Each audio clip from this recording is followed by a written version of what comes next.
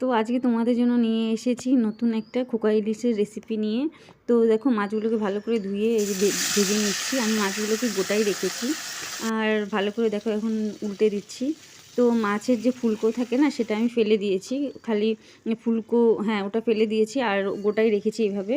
যেহেতু মাছগুলো খুব একটা বড় না, দেখো মাছগুলো ভাজা হয়ে গেছে। তো এখানে মশলার জন্য নিয়ে নিয়েছি পেঁয়াজ, জিরে আর লঙ্কা। আর আমি এখানে কোয়াশ আর আলু দিয়ে করছি, আর কালো জিরে ফোড়ন দিলাম।